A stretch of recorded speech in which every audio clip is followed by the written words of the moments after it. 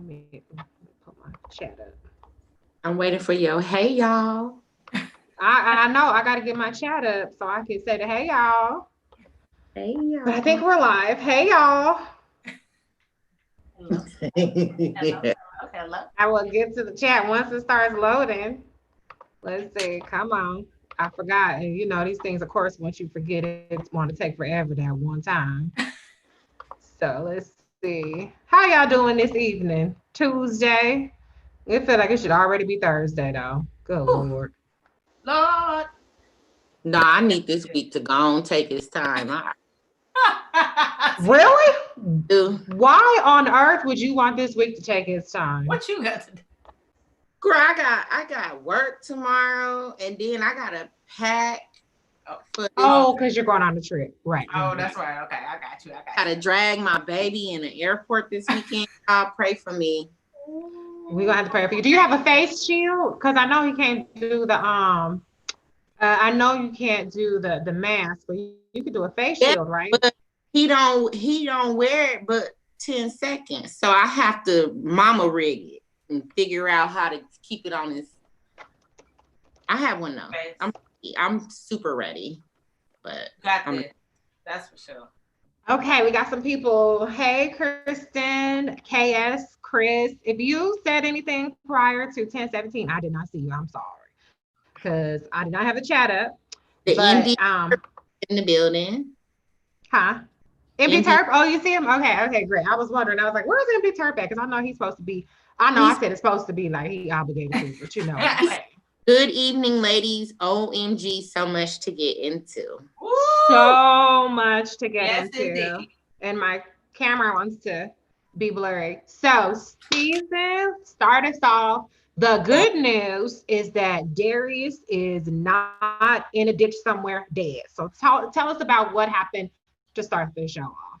Okay, so yes, I was very happy, even though I kind of knew he wasn't gonna be dead. I just don't get the feeling that H&H is about that life, especially if Bob is really trying to pop up and be a senator, right? Right. Mm-hmm. Apparently H&H had set it up. They paid a cop off to pull him over and say he was resisting arrest and high on drugs. So I guess his first phone call he made was to Miss Grace Honey after he got arrested. Oh, And so he called Grace. well, I'm assuming that's the only way she would have known he was in jail. Mm-hmm. So yeah, she went and bailed him out, and he was like, "All right, I got to get to this story." So and then she had to get to this. He had to get to interview a family, and who had called her? And she had to get to the church because she was working on a cease and desist. Right. Right. So yeah, Okay. I knew he So wasn't. tell us. Well, I was concerned because Fernando showed up like he was the mafia boss or something like that. So it's definitely a relief that Darius is okay. The way that they set black people up, even in a police encounter, don't mean that you're gonna survive that joint. You cannot play with people Right. like that. Playing with the police is like playing with somebody's life in the era of what all that we got going on. But this is fictional, right? So okay, that's fine. So let's talk about this cease and desist. So at the last minute, they managed to get a cease and desist on the church. Which one of y'all want to talk about that? Who can fill everybody in on what that happened? And in the comments, give us your thoughts about Darius being in jail, being set up by Bob Whitmore and Fernando, and give us your thoughts on this cease and desist. Well, they basically, ran up on him with, the cease and desist, and it's like, this none of this stuff that y'all got going on is happening. Period. Yeah. And that in that scene, that's where we get the well, they presented it basically that the family didn't know about certain things, right? And Mm-hmm. from there, Fernando says, "Oh well, I know somebody who did know. She liked it. She liked it. She knew what was going on." And like when he said that, it just for me, I was just like, another dirty dig. Why people can't just leave it alone? You know what I mean? You didn't already done so much damage to this family, and now you want to like, oh no, somebody liked it, and just emphasis on just so much dirtiness, you know. Season, how do you feel about that when he kind of threw that back, like, no, somebody knew? You know, it's funny because I wasn't even mad at him. I was like, man, Carissa need her ass beat, man. Like, you knew, and it brought me back to that scene where we out that Fernando was actually working for H&H. Yeah. And it was like, I wanted her to be like, you know what? Hold off on this. I wanted her to tell, what's his name? What's her husband's name? Jacob. You know, I want to call him Lamont Rucker. Anyway, well, that's his real name. That is his name, but I just knew she was gonna tell this man, like, or back out, like, you know what, I can't do this because this is the church that's trying to take him out. But she didn't. And I remember how mad I was at that scene. So when you circle back to in front of the church and out at Fernando, he like, yeah, she knew and she liked it. She liked it a lot. I was like, oh, that was a low. So do you guys think that? But do you think that? So for Fernando, do you think it was all part of covering the bases for him, like the seduction of Carissa was for kind of that exact reason, or do you think he's just a little slut bag who likes to get his freak on? We know he's burning out there, burning people. So I'm just curious, what's your take on that? What do you ladies think? Oh no, I think he's the neighborhood thing. Yeah, I think he is the one who they send out to go pass out the pipe so he can get things done. Like, you know, some people be having women in men position for business deals. Like, and I think even the fact that he had the STD, like, he's probably the one that like, go do that. Go get, people really mess it up to the disconnect of like relationships and weaknesses and how they can get in. And I think he might be out there just serving on a regular, like, okay, well, let's get this contract signed. So yeah, I mean, the whole thing is shady. Carissa definitely like is completely in the wrong. She's the one who's married, and it's just backfiring her on everywhere. It's a little, I'll say this, it's a little Tyler Perry for me though, because you know, Tyler Perry, when you're a woman who cheats, your whole life is fucked up. You know what I'm saying? When a man cheats, you kind of get over it. You know what I'm saying? So it's like with Lady May, she cheat. Now she got Grace. She got, Grace is her little bastard baby. But then the bishop messed around on Lady May with Lady May's sister, and that's water under the bridge. And same with Jacob. Jacob sat up there and messed around on Carissa all these years, but that becomes water under the bridge. And Carissa's the big bad wolf. So I don't know. I'm getting a little Tyler Perry tease from how the women seem to have different consequences from their affairs compared to the men. But okay, that's fine. So they have a cease and desist. Carissa's put on blast once again. Let me go on ahead and read some of these comments. MD Terp says the cease and desist was an interesting angle, but Carissa could have lied and she didn't. KS said Carissa was dropping it like it was hot. Both was freaks. Well, yeah, if you're out there raw dogging it on the couch in the office, that's definitely some freak shit. Come on now. And you married, girl.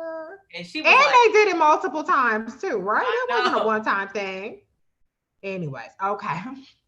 Deborah says you are right, because that is what Carissa should have done. I think if she had come to Jacob about what was going on, they might still be together. Well, what part? What you mean by what was going on? Because I don't know. He didn't seem too happy about the STD thing.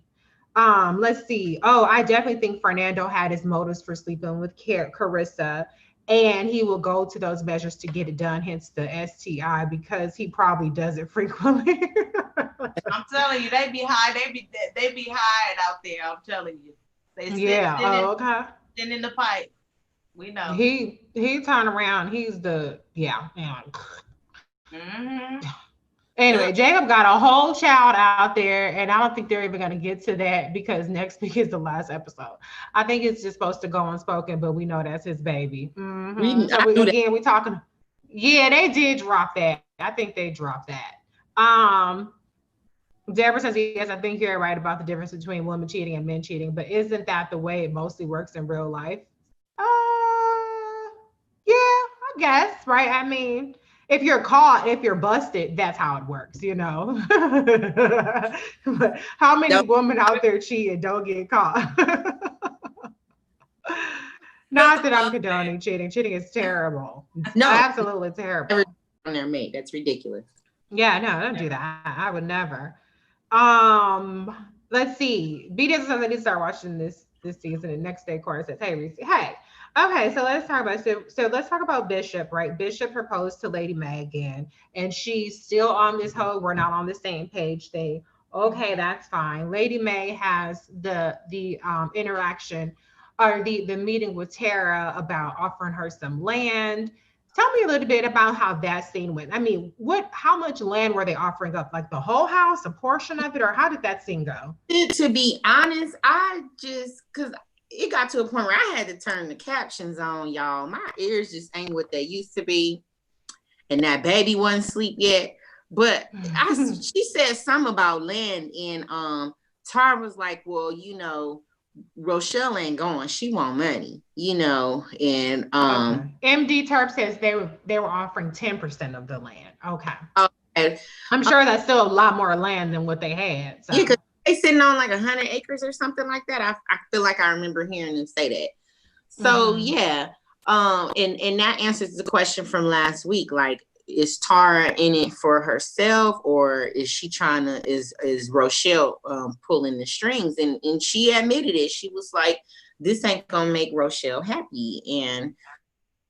And Lady May was kind of like, oh, well, this is between me and you, and it has nothing to do with her. And she was like, no, that was our dad. That was our dad who died. So we aren't on the same team. It was probably a way I would have reacted, but it was just like, Lady May, come on now. Don't be naive. You can look at somebody and read them to the ground.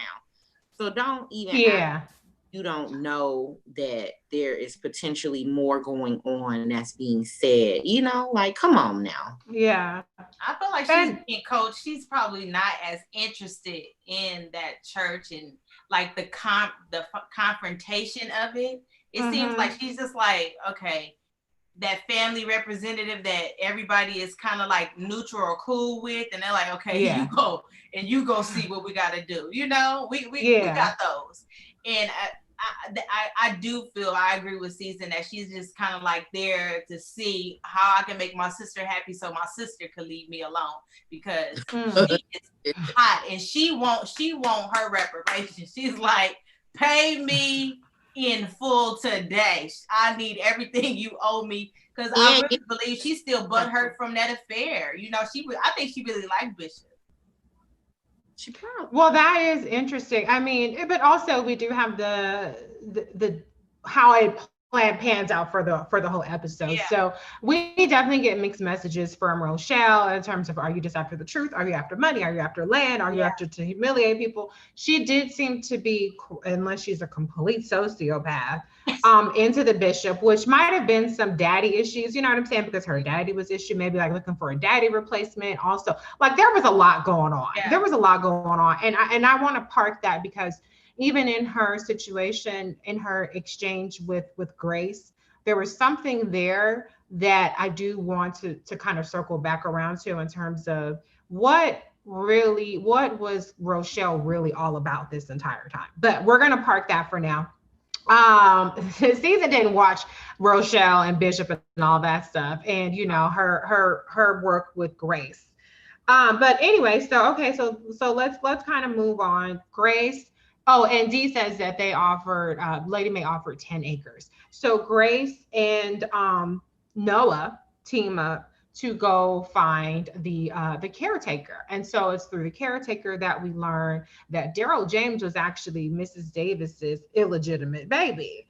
And so that was their relationship, but it seemed quite abusive, which I don't understand. I think that it kind of was weird, like, okay, what why was he abusive to his mom? Was it because she was white and she gave him up and he had a hard life, or like what was that about? I mean, do you think that they kind of brought? I don't understand the point of making it seem like he was abusive to his mom. Well, the character never said he was abusive. He said that he would check on her during arguments to make sure it didn't get physical. But I guess arguing the verbal abuse, yeah. But I mean, it just, you know, this guy, he got this big rich white mama, and he's a janitor at a church, right? So yeah.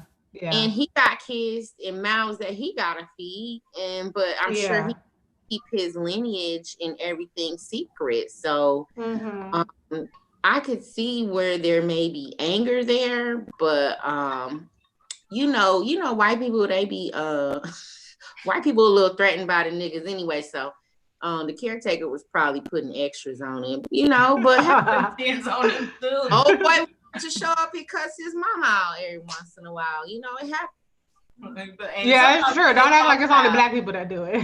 We just talk loud. We like, what you do? Loud. We're the Bernie Mac said we're aggressive, we loud. Was that Bernie Mac? Yeah, that was Bernie Mac who said that. Yeah, aggressive, we loud. We're not gonna do nothing to you. Right. Yeah, that's true. That is very true. Okay. With a grain of salt, as far as that is concerned. Well, you're right, because you know, like I said, sometimes white people be rewriting history and shit, put extras on stuff. So you can't just take their word for it. But you know, it was a revelation that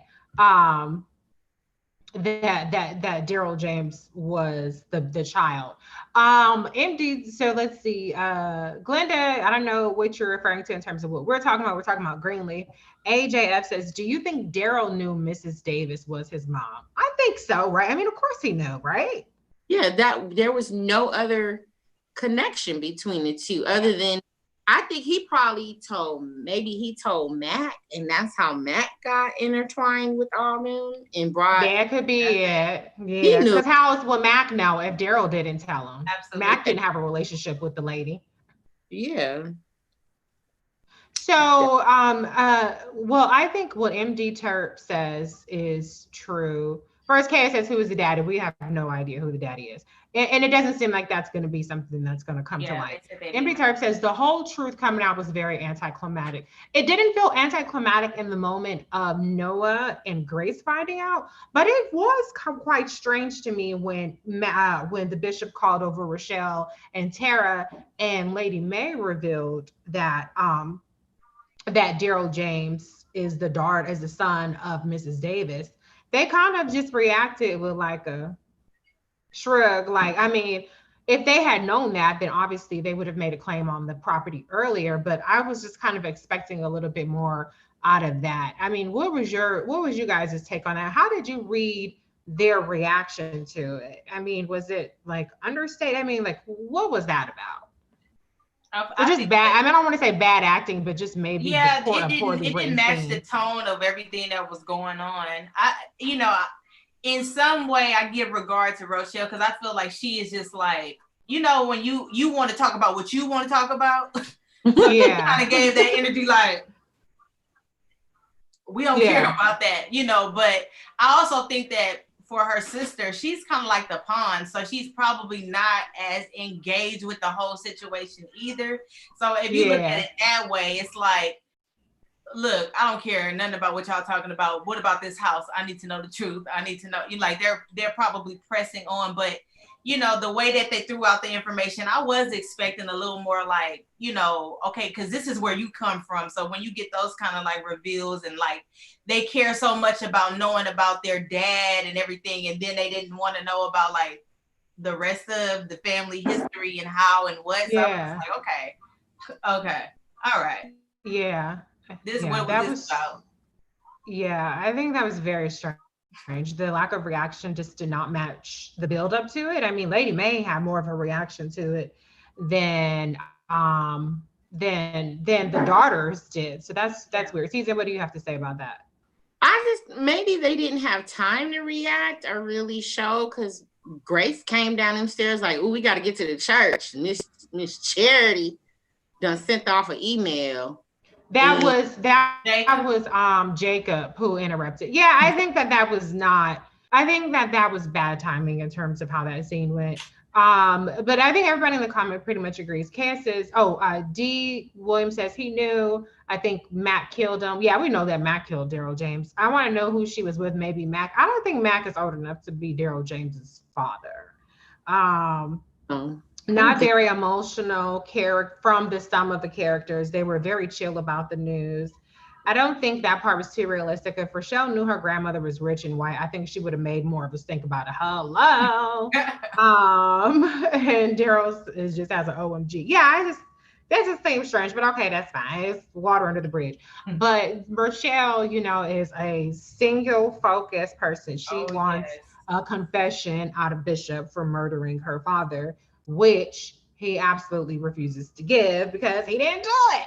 So anyway, like as you guys pointed out, Jacob runs in, interrupts the whole situation. Before I get to that though, let's just talk very briefly about Zora and Sophia. Obviously, two of our least favorite characters. Not because I love the girls as actresses. They're beautiful, they're talented, but I just think that they don't do anything with their plots. So let's just rewind a little bit. Zora is trying to still get to New York. Jacob kind of blows her off. This is a thing that I didn't really like a whole lot.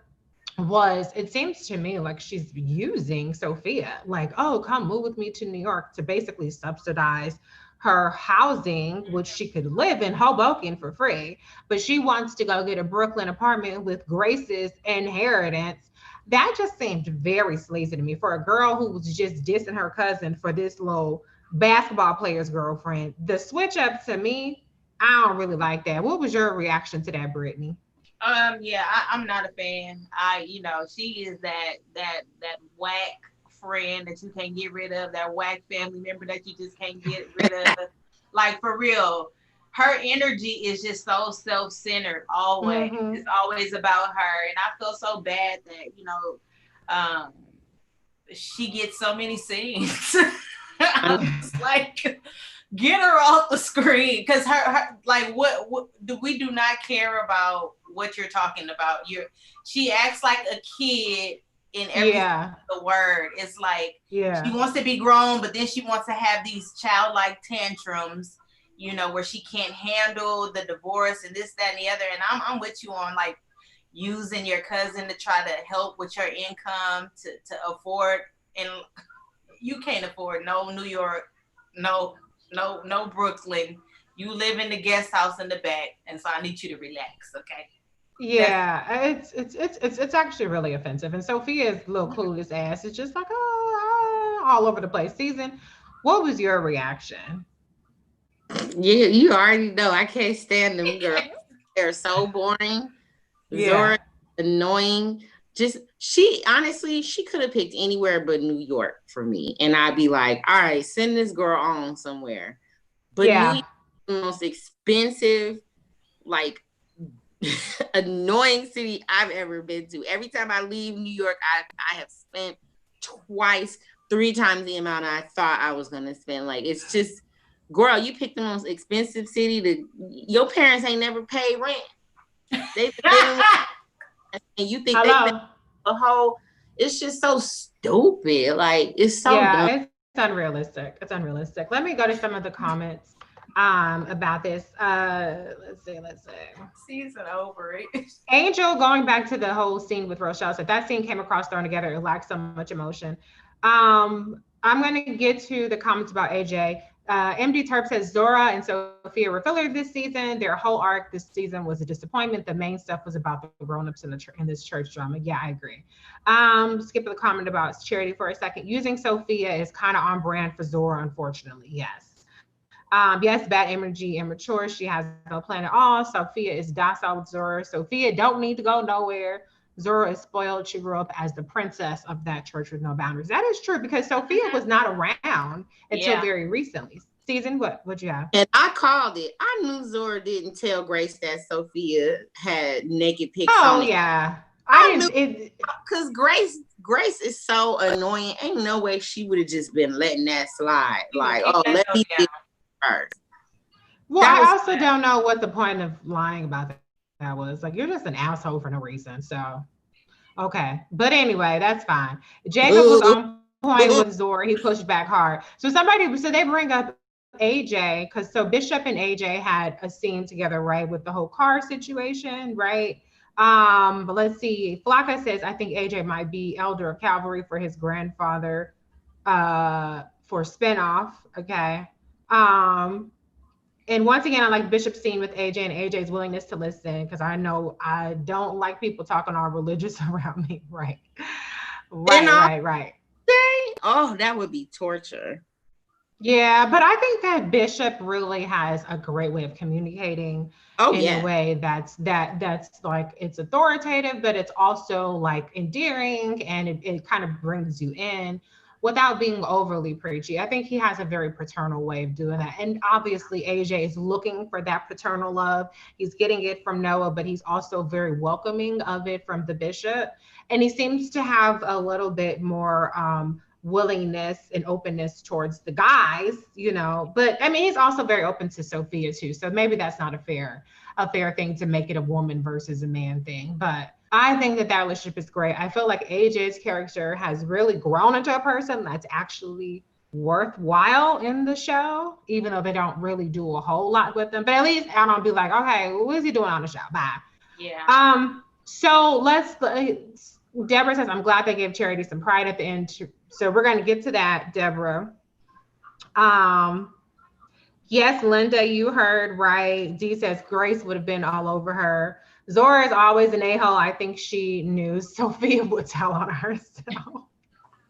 That's probably exactly what it is. But okay, so we're gonna get to some of the other stuff. So now let's just get to the closeout stuff, which is the church. This is the big climax to me of the season. And I think that for every botched scene in this entire season, they made up for it with this absolutely spectacular church confrontation. It was cathartic, it was triumphant, it really it brought together so many seasons. Ted Tilton, like, she does not agree, but that's okay, because this is my opinion. But it brought together so many different long-standing plots, and it to me, it resolved it in a credible way that, if this was a season finale, it would have made sense. I think we still have another episode, but I think it still would have. I think that they did enough with this scene to kind of make the build up worthwhile, and it being on the 7th day is fitting too as well, right? So let's talk about Edenville ending. Okay, Season, what you got? Because I'm not. You seem like you itching to say something. No, I like the scene. I think it totally made up for the 2 scenes with Zora and Sophia and AJ. It gave me like 10 straight minutes of Bishop talking. I don't. Did you say it was anticlimactic, or no? You said it was. No. I said it was cathartic. It was cathartic for everybody in terms of a release. For me, it didn't answer all my questions, and it was just kind of random, like how Bob just collected Judy and walked out. Like, okay, does that mean they're giving up the church, or are they walking away from the church? Like, I wanted that. I hope that part gets answered. I was sitting there. I was literally standing up, because that right before that scene is when it shut up, my feed shut off. So I was like, standing up at the TV like, no. So I stood up that whole segment. But anyways, when they were sitting up there talking about Phil mama, and he was just saying, I was like, you gotta get up there and defend your goddamn mama. You finna let them talk about your mama like that. So I was like, I was punching the screen. But I'm glad he got up. Then Judy threw his mama ring on the floor. I was like, ooh, she needed to be dragged in the church. Pew. Right now, pulpit. No, what is it? Pews. Church pews. So yeah, I was like, granted, his mama was up to some shady business. She kept food in that man's mouth and clothes on his back when his daddy was off being a hotep. So she better get up there and defend his mama. And he sure enough did, but I was ready for that. So yeah, I liked that scene. I just didn't, I didn't understand in the end, like, okay, is Bob walking away from the church? Is H&H gone because of this? And So let me just recap quickly what all happened in this scene, and then Brittany, I'm going to get your reaction. So Okay. in this long extended scene at the church, Grace and Darius confront Bob, who has been called to the church. All these people have been called to the church by Charity, and Bob is kind of trying to explain, like simmer people down, and Grace and Darius expose the fact that Bob's Edenville lending preyed on Black people, specifically over 200 Black people had their homes foreclosed upon for cents on the dollar. And they pointed out, well, why are all these people Black? And two, why did you have a Black woman who is Gladys DeMar sign off on all of these things if it weren't something that was targeted to Black people? And then that's where Bob Whitmore throws Phil's mom under the bus and was like, well, if she was I don't doing know that, what then doing. yeah, then I don't know what that's about. That's all on her. That was the straw that broke Phil's back and made him Camel's back, and made him realize Bob Whitmore ain't shit. Bob Whitmore was used, and you gonna sit up there and try to pin all this on my mama and she's dead, and you sitting up here a multi-millionaire? Oh, hell to the hell no. So he finally grew a pair of balls, got up there, and it clicked for him that was what his mom was feeling guilty about on her deathbed.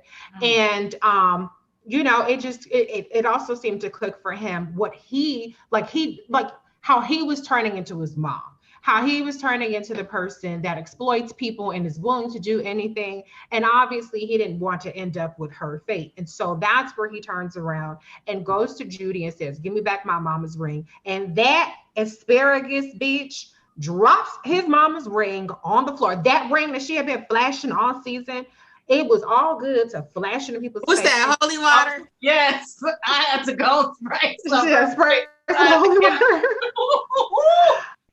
Yes. So that bitch has the ultimate disrespect. And so we get that whole thing, but then that's where the bishop comes in. He confesses about, how he was just basically overlooking all of these sins so that he could succeed. And, the truth came out. He explained the truth about Daryl James, and basically how Mac, told the bishop, hey, here's this old white lady. She doesn't have any kids. And, go talk to her, and he might, she might leave the house to you. And so that makes sense. So it seems like there was a bit of time between the whole Daryl James death and when Bishop gets the house. They kind of made it seem like it was like rather instant, but it seemed like it must have been a relationship that was cultivated over some time, and that's how I interpreted it.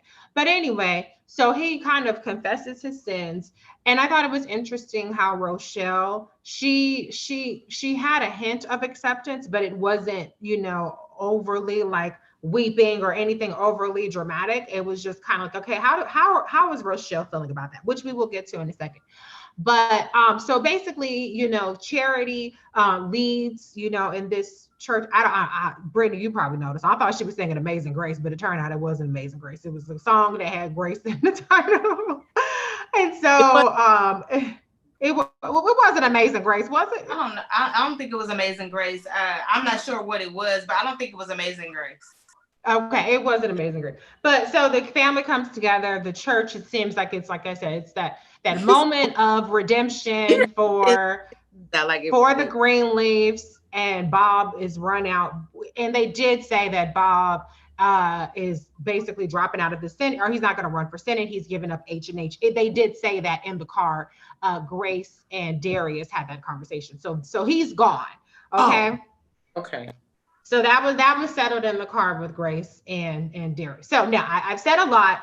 Let me just go to some of these comments, and then Brittany, I want your reaction to that thing, because I just wanted to put it all out there, what all we were reacting to. So let's see.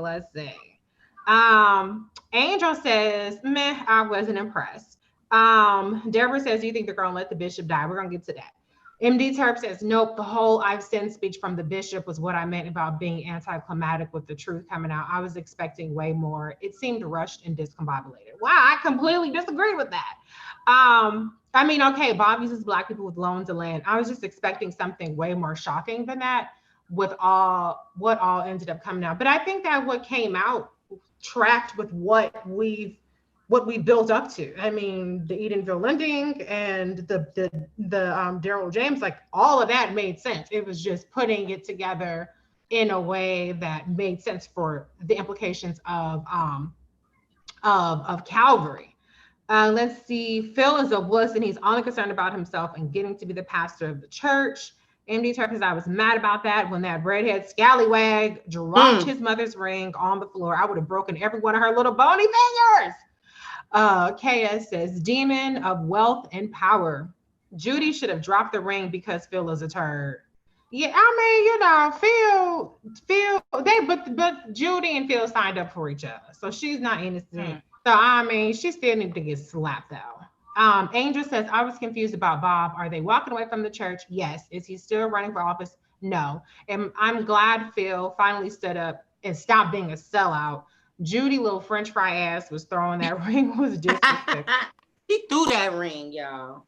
Yeah. D says, I needed Connie Sykes to slink up out that church like Bob and Judy for her behavior. Yeah, that's true, because Connie been plotting. But I think that really Bishop took accountability for all of that, which includes why some people probably wanted him out of the church like Connie.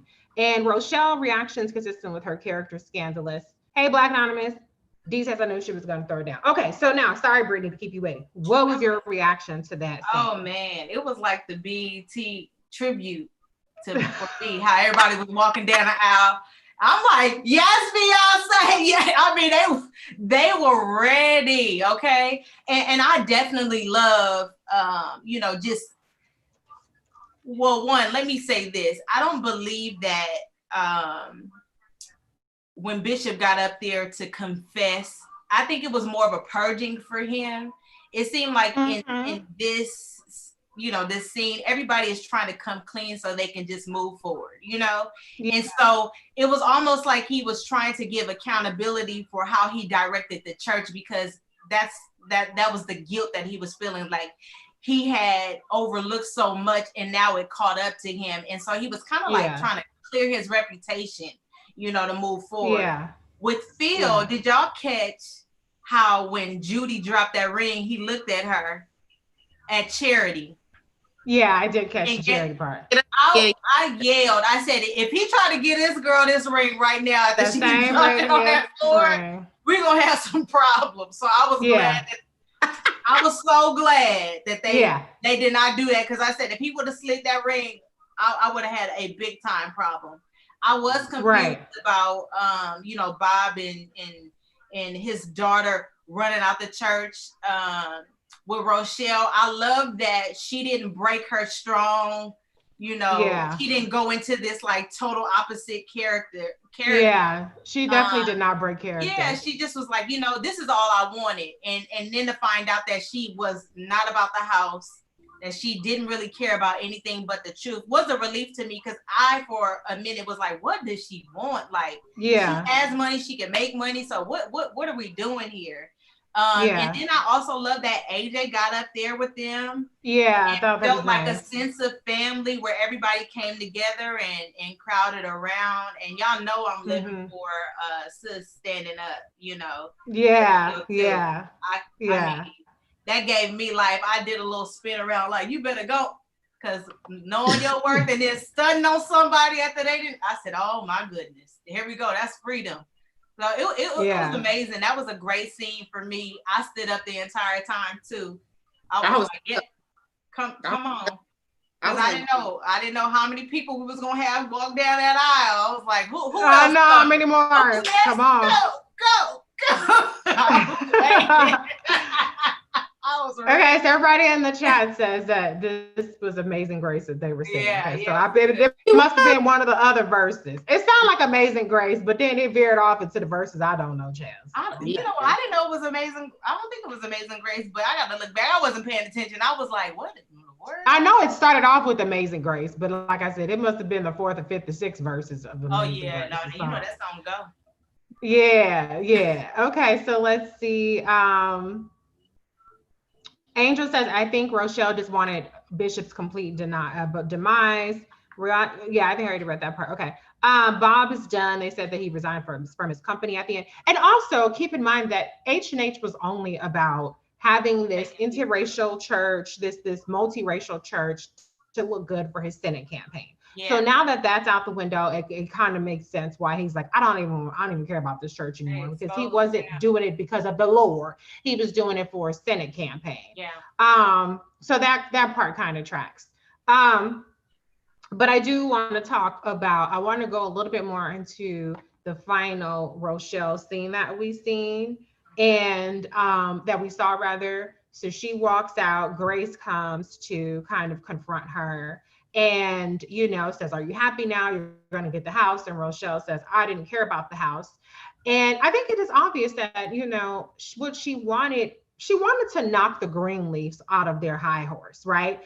Her daddy was a janitor who was killed, and by her perception, he was killed to benefit the Greenleafs, who were put on this pedestal and this exalted rich family. She had a completely different upbringing, even though she did well for herself. So to me, it seems like for Rochelle, it was all about knocking them off of their pedestal. And so I think that's a big reason why, with the public, purging, as you put it best, Brittany, why she was able to accept that, because it was him saying all of this came at the expense of Rochelle's father, and sometimes, she didn't get the murder confession, and I don't believe that Bishop had anything to do with that. But what she really wanted was a recognition of who sacrificed. She sacrificed for it, and her dad did. And so I think that was the most important thing. But I thought it was really interesting. She still remained defiant, right? I mean, Grace put two and two together that she's the one who kind of put AJ on blast, essentially, and getting her in contact with Noah. But ultimately Grace was like, well, you did me a favor, and she's like, well, I wanted you to know that you ain't no better than anybody else, which I don't think Grace has ever carried herself that way. I don't know why people are so hung up on Grace like she's holier than thou, when I have not seen that from her in all 5 seasons. But for some reason, everybody always wants to Grace down a peg. Caesar is looking at me, he's like, I haven't seen it yet. I haven't seen it. She seems to be the one that's getting dumped on all the time for no damn reason. But she was certainly humbled here. But she said, hey, you did me a favor. And I liked, though, again, not breaking character, how Rochelle says, well, even the Lord could use even a sinner, a mean old evil sinner like me. She's unrepentant, she came and she's sticking to what she came for, which was the truth, right? And to basically screw over a bunch of people. But I liked how she walked out very defiant and very much in character, like I said, unapologetic. So she walks out and there's this bright white light, like, okay, now she can release. Now the Greenleafs are released from her vengeance and all that kind of stuff. And that really felt like a chapter closing for me and for the show. How do you guys take that one? In the comments, you guys give your thoughts on that. Brittany, you start off. I felt like she definitely wanted to find their family weakness, because, anytime that you're outside of a family dynamic that looks perfect and you feel like you're struggling or something like that, you can start to compare yourself very easily if you're not at peace, and I know she wasn't at peace. She, like you mentioned earlier, she has daddy issues. So sometimes if one person in the family is highlighted a little bit more and you don't even know the reason, they could have been giving her extra love, extra this or whatever, because of whatever. But if you feel like it's attention, that you should have gotten, and you're the same hustler or this or that, you compare yourself and you really just want to like take somebody down, So I think she looked at her as a competition in the midst of it too, because, she got close to the father to try to figure out what that weakness was, and that really didn't pan out the way that she wanted wanted it to. So then just trying to find ways, like, what is it that I could find, you know, to like destroy this family? And with each thing, whether good or bad, they just met it with such grace, you know, like they're like, well, look, and that could be heavy hitting to people who don't have a forgiving family dynamic. Like if you don't come from a place, you know, where you can mess up real bad and your mama be like, look, it's cool because we got such and such and such, you know. That still hurts. So it was like she like, let me just walk away, because it was like it gave an unbreakable thing. Like, okay, y'all just keep on handling everything all right. Well, you know, I'm gonna go on my way. And I love that they gave the light at the end, like closure. I love the light. I love the light. Like let it be done, you know, move forward. You got what you wanted. Because she didn't need the money, she didn't need the house. She was just trying to figure out like what happened so I can move forward, you know, and I think they did a great job with showcasing just that alone. Yeah, and I like that there was no condemnation part of it. You know, even though she's done these really malicious things, you know, she's done some good things too, like the way that she helped Grace and the girl who was, did she kill her boyfriend, her husband, her baby daddy who was abusive, or whatever that situation was. Remember the jail situation, and she was trying to help people, and you know, through the church. So Rochelle has done some good things. But I just like herself out though. I said she calls herself out with her meanness though. She's like, I know who I am. Yeah, like, she I'm a is big old mean. I'm like, I'm mean, okay nasty bitch. Right. Yeah. right. Season, what was your reaction to that? I mostly noticed that, you know, she walked out by herself. Tara stayed in to continue to have that moment with the Greenleaf. So I think Tara will end up with that 10 acres and will do something good with that. I don't know if they'll address that next week, but I did, for me, that was like, okay, this is a clear separation. Rochelle is walking away from the Greenleafs. And then, honey, you know, I get on Grace's case because she don't never come for nobody. She don't never stick up for herself. So when she parted from her family to go run after Rochelle and check her, I was like, Grace, what you finna do? I know. But she ended up, for the most part, thanking her like, yeah, you thought she was doing something, giving AJ Noah a number, but it ended up working out, whatever. But yeah, I thought that whole scene, for me, my takeaway was, okay, Rochelle's walking away, and they not gonna have to give up their house, and they gonna get they put everything out in the open, and now they can move on and figure things out or do good from here. So that's what I took from it. I really wish now at this point I would have watched the season with Rochelle, but you know, it is what it is. But Rochelle is one of my favorite characters on Greenleaf, and I love. She's not a Greenleaf, but I really feel like her character was so dynamic. And I just thought that, you know, even though she's done some real evil foul shit, I really thought that her character was true the entire time. I thought it was coherent. And I think that it was a great way to close it. I'm so glad they brought her back for this last season, because I think it was a much more fitting in to kind of buttoning all that stuff up. Let me go back to the comments, and then let's talk about Charity and Phil. Let's see. Okay, I gotta scroll up a little bit. Let's see. Yes, I peeped Phil's behavior. Phil was convicted when Bishop talked about the power in the church. Who killed Daryl James? That was Mac. Yes. Yes, it was. He needed to go back to Calvary to confess his sins. Let's see. Still talking about Phil. Yeah, he knew he was just like Bishop, wanted that power. That scene was classic Rochelle. She plays that role so well. Yes, Latoya Luckett plays the hell out of that role. And I was very satisfied with her brief appearance this season. And I liked, remember Latoya Luckett was on Single Ladies. Her character was bad on Single Ladies too. I like her. I would love to see her in more stuff. She could clearly carry her own show. I wonder if I think it's in Destiny's Child no more, because she Oh, Yeah, well, you know, Probably could. Latoya Luckett ain't no slouch. And I think No. he been acting. Right. she been putting her all into it. No scrubs, all that stuff. Okay. It's Black Anonymous. It's projection. It's like when people say you think you cute. No, you think I'm cute. She's an authentic diva and antagonist. Rochelle stayed true to character. She wanted to make sure that Greenleaf suffered and show that they are not as perfect as they appear to be. I think it provided her some closure for her. Sometimes doing evil shit feels good. I think that might be one of the the messages. Saw that coming a mile away about the bishop forgetting things, plus he refused to go to the doctor. We're gonna get to that. Black Anonymous says, did you that didn't happen?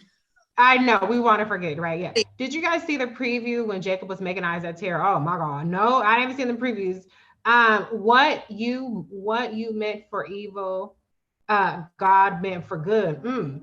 Grace's check was biblical. Yes, that is so true. That's it. Hey, anyone know what happened to Kevin? Kevin is living his best life with Aaron. I mean, he's taking care of his baby, and Kevin is Charity's ex-husband. Yeah, he with Aaron, and they all good. Yeah. Rochelle was very dynamic in so many layers. Linda says, I saw that Jacob was eyeing Tara.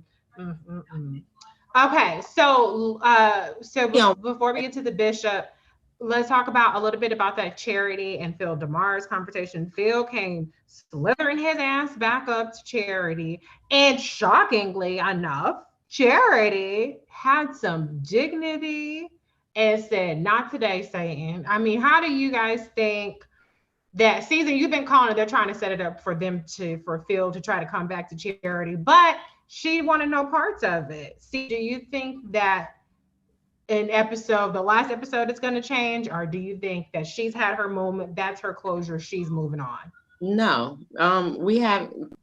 I 100% expect to see something between Phil and Charity the next episode. I've been seeing the setup where it's like, oh, Phil is we know he don't want Judy. Okay, we know that. We know he is focused. We know he wants to be a pastor, all that good stuff. But they've been making it so painfully obvious, like that he has a conscience, that he's not as disconnected, like, so they've been, for me, the buildup was there, and I'm not buying Charity's mess at all. Walking away. Yeah, I think if he made one last ditch effort, she'd be like, okay, well, let's see. I don't think. Yeah. And I could see that happening. I'm not making a prediction, but I could see that happening. Brittany, what's your take on that? I was just really proud to see her choose her family first, because usually it's the back burner, but more importantly, choose herself, Yeah. You need to take that stance. And we know sometimes when you stand up, you might get an act right man after that, so maybe that's what you might be doing. I know all the plots, but okay. You can't let it be too easy. Yeah. You gotta walk away once. You gotta be like, first of all, I don't need you. And then, answer the call on the third day. So it'll be all because he walked away. Now she done walked away. Now you even. Now let's see what we both talking about. But I can see what Season's saying. Like I do feel like people wanted to see them together. Even though things were iffy between them, they knew that he wasn't in love with Judy, and she was so hurt, and that she went above and beyond to make things right. And then he stood up, and they show her kind of impressed with him standing up. So, and they are more alike than they are different. So, like, they understand each other, how they both got that little disconnect, and they willing to do whatever to get what they want. And so they're essentially perfect for each other. So I think next week they might have something where, they get together, make a phone call or something. I think that they're going to reconnect for sure. Yeah, I think that, I think what I liked about it is it did show that maybe all of this wasn't just Charity groveling to get Phil back. Maybe it was just that she wanted to see that she wasn't completely played, and she wanted to see that she wasn't a complete fool for falling in love with this sociopath. And I think that's where that I knew that there was good in you. I think that she felt kind of a little bit redeemed for having fallen for this guy who has just been absolutely awful to her. But I mean, I'm gonna go to the comments because a lot of people are weighing in. Well, a lot of people might. It's about 5, 6 people, and I'm sure that are commenting. But that's a lot. Okay, so let's see. Let me scroll up a little bit because there were some comments about Charity. I can't find them. So let me just say this. I was so no, she is moved. Oh wait, okay. So Phil got what he deserved. That's what Black Anonymous says. MB Turk says, no, she is moving on. I was so proud of Charity. KS says, I was so glad Charity walked away from Phil. She gained strength from the bishop. Okay. Phil definitely didn't want Judy. D says, was surprised by Charity having some self-respect. I was surprised too, though. I think he could get, Who gained strength from the bishop? Charity. D says, I think he could do some work and get Charity back. Agree with Season. Black Anonymous says, how could Charity ever trust Phil? Okay, it says, I agree. I believe Charity gained some dignity. Deborah says, I think Charity and Phil together would turn out to be another Carissa and Jacob situation. I don't think it would work. I don't know. I don't know. In general, like, it's kind of dangerous to feel like when you're in a relationship and you feel like you're the only person who understands somebody, that no one before them ever understood them and no one around them currently can understand them. That is a very, very strong connection. And it could be naive in a lot of ways. And it could be, it could be manipulation in a lot of ways. So I don't know if, I bought Charity. I understood her whole thing tonight, but I just don't see that. I think Phil ain't gonna just walk off into the sunset. I don't think that's gonna happen.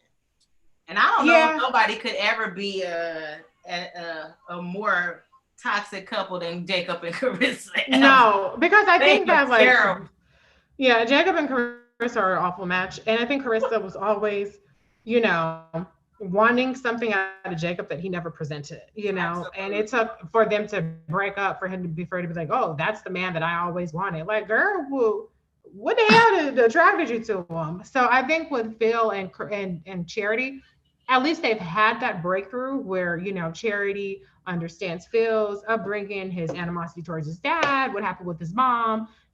Phil understands Charity. There is some things that are redeemable. So I'm not against it. I can't say I'm rooting for it.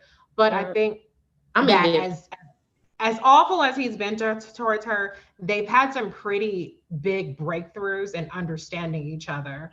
And I think they could probably move forward on a more honest platform instead of one where it's, using a person to try to get, he was using Charity to try to get Oppo research on the Greenleafs, and other kind of stuff. So I think that they could move forward in a more productive way if he works his ass off. Ernest says, what about Grace spinoff on OWN? I've heard that there's going to be a spinoff, or they're thinking about doing that, but they haven't indicated who. For Grace? I don't know. I haven't heard about who it might be on. D says Carissa had so much ambition and Jacob was not at the same level. Yeah, exactly. Okay, so let's just talk really briefly. Darius and Grace look like they're going to be a thing. That's kind of cute. I like Grace and Darius. I think they have more chemistry. I also like Grace and Noah. I feel like Noah and her have more history and they have the whole family thing going on, but it's clear that Grace and Darius have more chemistry. So y'all in the comments, are you team Noah or are you team Darius for Grace? And you ladies, which one would you be rooting for, or neither, or both? I think she really likes Darius. So that's who you're for? Yeah, I just feel like it would be a friend zone relationship if she kept Noah.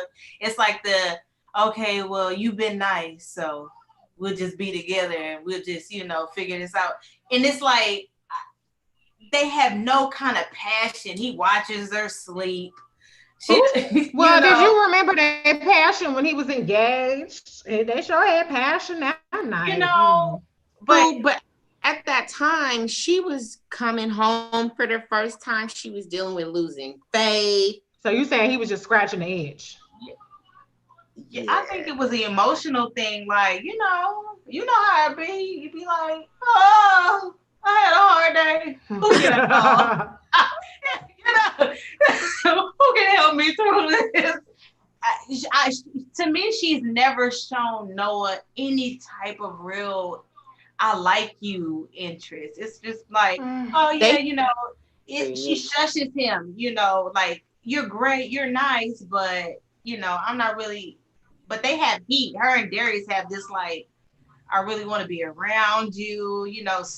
It's a different energy. But Darius is also confusing because they never explained why the hell he disappeared. So that's why I'm having a hard time rooting for Darius, because I'm like, well, what happened? It was like they were together and then all of a sudden they weren't. And I just don't understand that.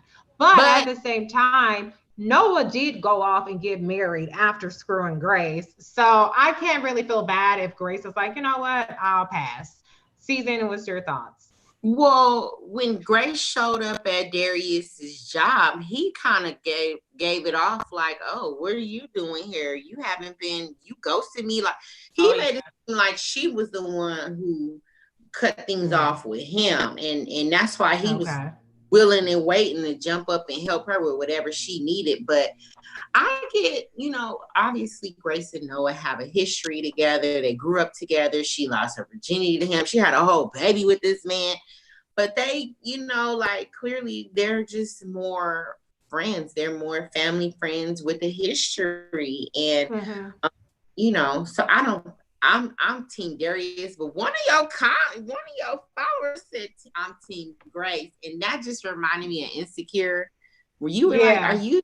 And I was like, I'm Team Issa. Whoever she with.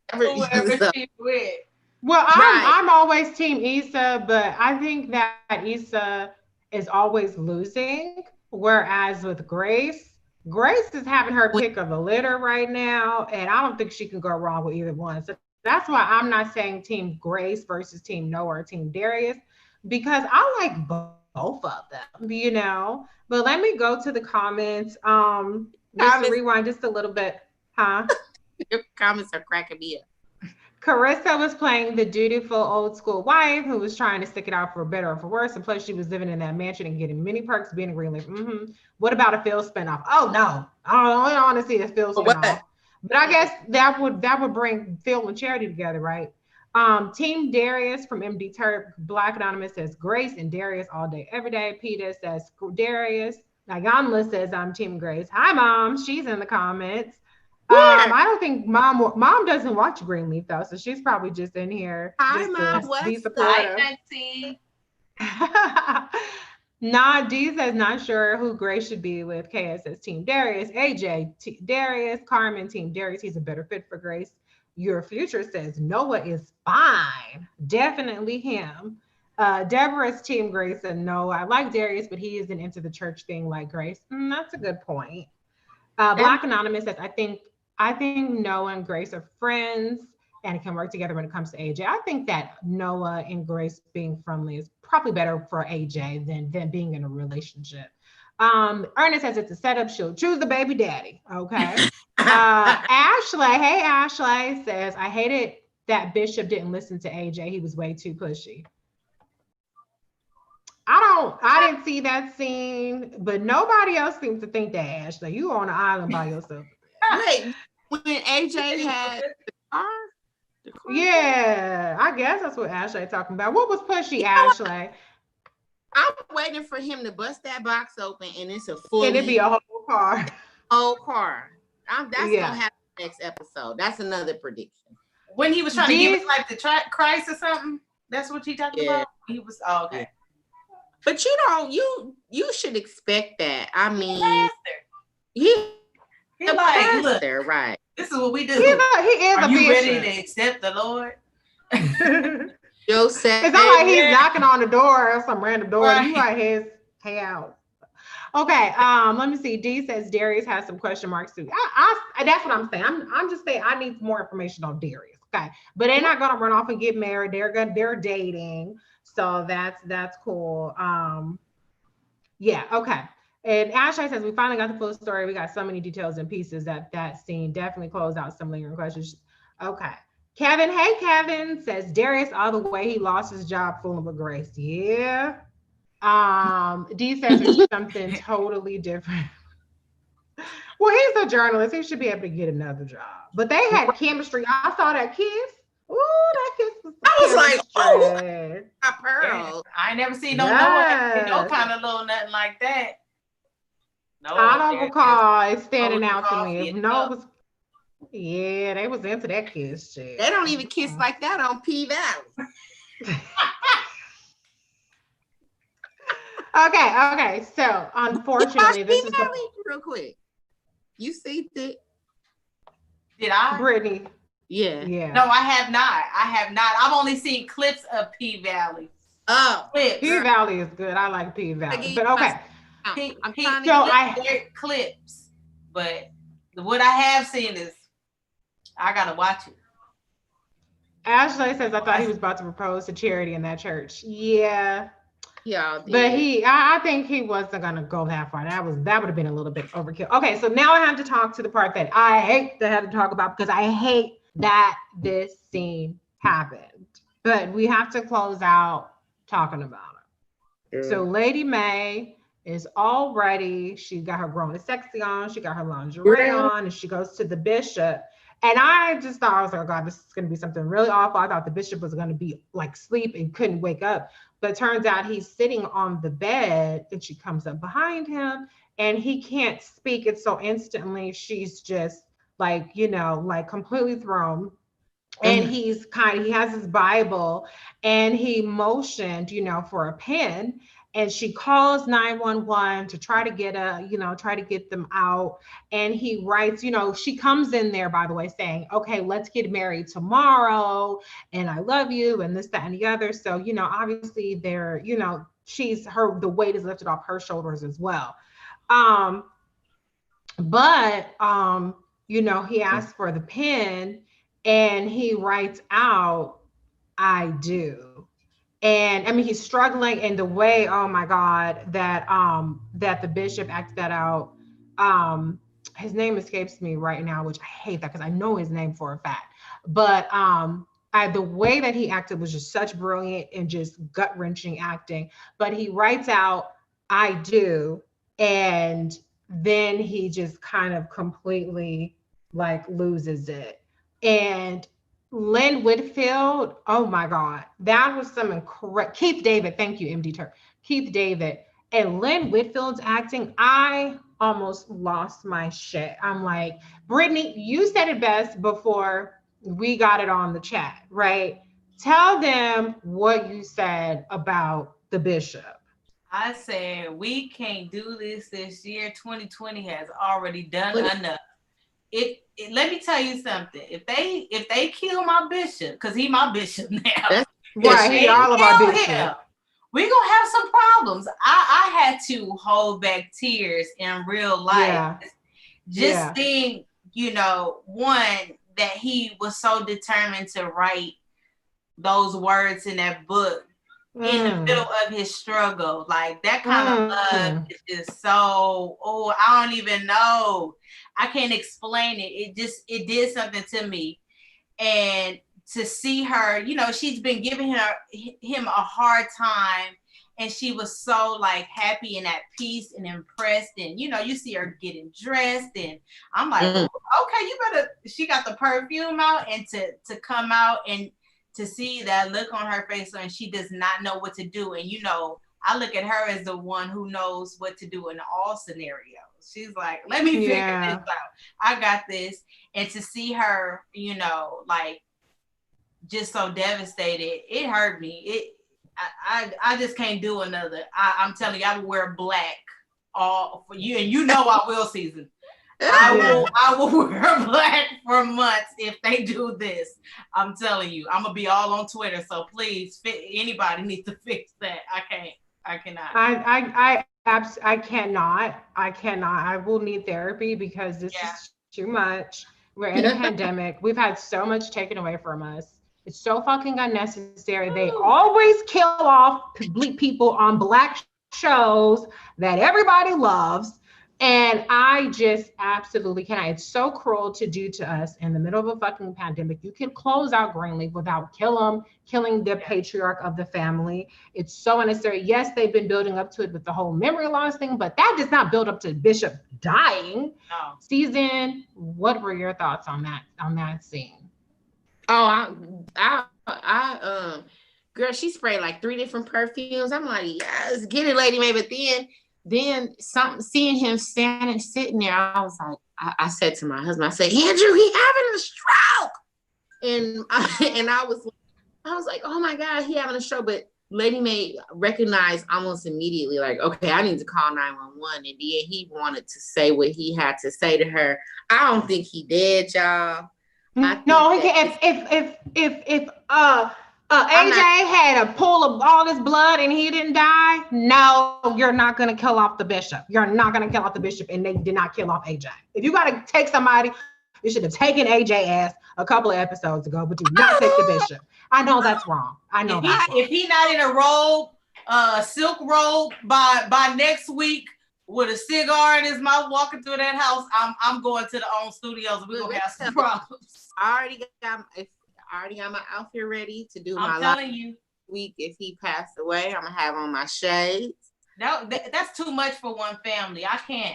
Y'all not too much. I'm telling you. Let me just say, next week it's gonna be a lot of cussing. So don't even tune in next week if you don't want to hear a lot of cussing, because we're gonna be cussing some motherfuckers out if they kill off the bishop. Y'all gonna see me in that episode cutting up. Yeah, I'm telling you. I don't think it's gonna be on Instagram. It's gonna go viral because we're gonna cuss these motherfuckers out. We're gonna be at the Walmart, at the TikTok, at the we're gonna fight. I really think that I'm gonna say my prediction is he's not going, and I don't know who's so I don't think he passed away. I think they were quick enough in recognizing that he was having a stroke, and I just really hope they got to him in time. And Lady May, I want to see. They have been, every episode this season has been, let's get married, let's get married, let's get married. She's gonna get married. They are gonna get married. Yeah. And that's so true. I really hope so. That's my hope. That's my hope for next episode. That's all I know. And that's all I know. Okay, let me go to the comments before we close it out. Angel says, did anyone notice in the past episodes Bishop's memory was lagging? I thought he was having episodes that would lead up to him having dementia as his conclusion, but when Lady May was getting her sexy on, I was hoping Bishop wasn't dead. Yeah, that just seemed, even though there was something like joyful about it, I was like, oh, this ain't gonna be good. Yeah. Reese, that's exactly what I thought. I thought he was going to be laying in the bed with his eyes closed, and May was going to keep talking to him and then realize he was either unconscious or passed away. I think that the way that they did it, if they did kill him off, which I would be so pissed if they did. I like that they at least gave him that final I do, but that is not much of a consolation. It's like this much of a consolation. Ashley says that last screen. I'm not repeating that next comment, Ashley. Kelly says, oh my God, that's what I said. Kaya says the tissues were out for Bishop having a stroke. I don't believe he's going to make it. Kanisha also says that last screen. Angel says, I need their happily remarried ever after. I hope it's not so. We deserve that. And Lady May and Bishop deserve that. Carmen says that scene was too much for me. It was too much. Oh my God. MD Terp says that was a heart-wrenching scene, but it made sense. Bishop was having many strokes. It wasn't Alzheimer or dementia. He was having many strokes as a precursor to a massive one. Ernest has been sick a few episodes, won't see the doctor, the perfect ending. We're not going to say that. KS says, shit, I was crying. Ashley says he's been having last moment convos with every family member. Oh, I don't like that. Come on, I don't man. like that. Yeah, black people go to the doctor today. Go to the doctor, Lord. Like I said, I don't like it. I don't like this. I don't like it. Black Anonymous says she's been trying to get Bishop to, if he had gone to the fifth, this might have been discovered though. So yeah. Deborah says, I'm with you ladies about our bishop. They better not kill him off. That would be upsetting. Kevin says, I literally just saw that scene and I was like, OMG, keep David and Lynn Whitfield our OGs. They better get a NAACP Image Award for that. MD Turp says this was also a testament to Black men, even with means not paying close enough attention to their health and avoiding the doctor with troubling symptoms. I don't think that, but I think the stubbornness was more about the church and all this other stuff going on more than anything. Kanisha says, anxiety on 10. I'm telling my therapist and wearing black for the rest of the year. I know we're going to have to pray for these writers and that they got this shit right. Deborah said, I thought he was having a stroke too, but it's been leading up to this with his health. We didn't see Bishop in the scenes for next week, which, I mean, they wanted to be a cliffhanger. Yeah, everyone had on black in the previous. Going visceral on everything. If they kill the bishop, we cut everybody out. Ashley says they did. They said I do. That's all he wanted to say. I do. They did both get the I do's. I just don't even, like, I can't even. I'm not even willing to. I'm gonna have to just get my heart ripped out next week because I'm not able to process that as a prediction right now. I'm just not. I'm not willing to do that. Emily Turp says the only reason I think the bishop could be dead is because they've done this before when we thought he had a massive heart attack and he popped up at dinner at the end. They're gonna do that again. Yeah, I would. That would be okay with me. Aaron says, sorry, ladies, he's gone. I'm sad too, but I saw it coming episodes ago. I did not see that coming. If you remember, Bishop had a heart problem early in the season. I think he would be okay. If they could get to AJ in time when he split both his wrists, they can get to the bishop. It would be sad for AJ if the bishop is gone. I know they were just starting to build a bond with each other. Hunting Craig right down. Okay. All right. So we've covered everything. We can't talk about the previews because we didn't see it. So that's it for us, y'all. Next week, I don't know if it's the series finale. I think it's only 8 episodes or it could be 10. I don't know. So whatever the case may be, we'll be back. We'll be either very disgruntled and very pissed off and cussing everybody out, or we will be like, thank you, Jesus. They did not kill the bishop. So we'll find out next week. Thank y'all for tuning in and hanging out with us on Tuesday night. Bye, y'all. Bye. Thank you, ladies. And bye, y'all.